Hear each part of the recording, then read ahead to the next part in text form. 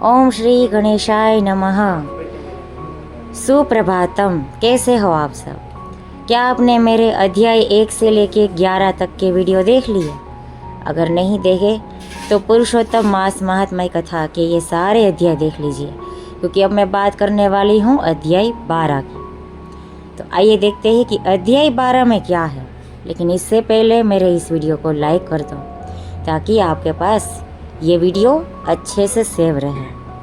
और हाँ, सब्सक्राइब तो कर लो, ताकि आपको मेरी सारी चीज़ें मिलती रहे। जो भी वीडियो हो या ऑडियो वाला वीडियो हो, सब कुछ मिलता रहे। तो आइए बात करते हैं पुरुषोत्तम मास महात्म्य कथा का अध्याय 12। सुत जी बोले, हे मुनि श्रेष्ठ, अब मैं आपको उस कथा का सार सुनाता हूँ, जिसमें उस तपस्विनी कन्या के अगले जन्म, द्रौपदी के जीवन और पुरुषोत्तम मास के महान प्रभाव का अद्भुत वर्णन है। नारद जी ने विनम्र होकर पूछा, हे प्रभु, जब भगवान शंकर अंतर्धान हो गए तब उस बाला ने शोक में क्या किया? तब श्री नारायण बोले, हे नारद, यही प्रश्न एक बार राजा युधिष्ठिर ने भी भगवान श्री कृष्ण से किया था। अब वही कथा मैं तुम्हें सुनाता हूँ।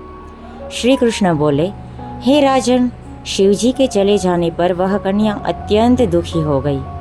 वह भय और शोक से व्याकुल होकर रोने लगी। उसका शरीर तपस्या से पहले ही क्षीण था। अब दुख की अग्नि ने उसे और भी जला दिया। वो ऐसे प्रतीत होती थी जैसे वनाग्नि में जली हुई कोई लता। समय बीतता गया और अंततः काल के प्रभाव से वह अपने आश्रम में ही शरीर त्याग कर बैठी। हे राजन, उसी समय यज्ञसेन नामक राजा ने एक महान यज्ञ किया। उस यज्ञ कुंड से एक दिव्य तेजस्विनी कन्या उत्पन्न हुई।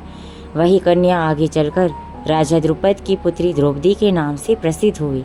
पूर्व जन्म की वही तपस्विनी कन्या अब द्रौपदी के रूप में जन्मी थी। उसका स्वयंवर हुआ, जिसमें अर्जुन ने मछली की आंख भेदकर उसे प्राप्त किया, परंतु आगे चलकर उसे अत्यंत कष्टों का सामना करना पड़ा। दुर्योधन के सभा में दुशासन ने उसके केश पकड़कर उसे अपमानित किया। उस समय उसने अत्यंत व्याकुल होकर मुझे पुकारा, हे कृष्ण, हे दीन बंधु, अब मेरा कोई नहीं, आप ही मेरे रक्षक हैं। प्रथम पुकार में मैंने उसकी ओर ध्यान नहीं दिया, क्योंकि उसने पूर्व में पुरुषोत्तम मास का अनादर किया था। परंतु जब उसने पूर्ण समर्पण भाव से पुनः मुझे पुकारा, तब मैं तुरंत वहाँ पहुँचा और उसकी लाज की रक्षा की। श्री कृष्ण आगे बोले, हे राजन, द्रौपदी मेरी अत्यंत प्रिय भक्त थी, परंतु पुरुषोत्तम मास का अपमान करने के कारण उसे कष्ट सहना पड़ा। जो पुरुषोत्तम का तिरस्कार करता है, उसका पतन निश्चित है, और जो भक्तों को पीड़ा देता है, वह मेरा सबसे बड़ा शत्रु होता है। इसके बाद श्री कृष्ण ने पांडवों को आश्वासन दिया कि वे उनके शत्रुओं का नाश करेंगे और उन्हें पुनः राज्य प्राप्त होगा। उन्होंने कहा, हे पांडवों, तुम पुरुषोत्तम मास का विधि पूर्वक व्रत और पूजन करो, इससे तुम्हारा कल्याण होगा। फिर श्री कृष्ण द्वारका जाने लगे। पांडव अत्यंत भावुक होकर बोले, हे प्रभु, आप ही हमारे जीवन हैं, हमें कभी मत भूलिए।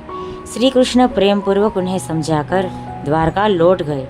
उनके जाने के बाद पांडवों ने तीर्थों में भ्रमण किया और पुरुषोत्तम मास आने पर विधि पूर्वक व्रत किया। 14 वर्षों के पश्चात श्री कृष्ण की कृपा से उन्होंने अपना राज्य पुनः प्राप्त किया। सूत जी अंत में कहते हैं, हे मुनियों, पुरुषोत्तम मास का महात्म्य इतना महान है कि उसे पूर्ण रूप से कोई नहीं जान सकता। स्वयं भगवान ही इसके संपूर्ण प्रभाव को जानते हैं। जो मनुष्य श्रद्धा और नियम पूर्वक इस मास का पालन करता है, वही वास्तव में धन्य और पूजनीय होता है। तो इस तरीके से हमारा ये पुरुषोत्तम मास महात्म्य कथा अध्याय 12 पूर्ण होता है। आगे के वीडियो में हम बात करेंगे कि अध्याय 13 की। तो आप इस अध्याय 12 के वीडियो को लाइक कर दें, अपने स्वजनों को, मित्रजनों को और भी भक्तजनों को शेयर कर दें और कमेंट में लिख दें, जय जय श्री राधे कृष्ण।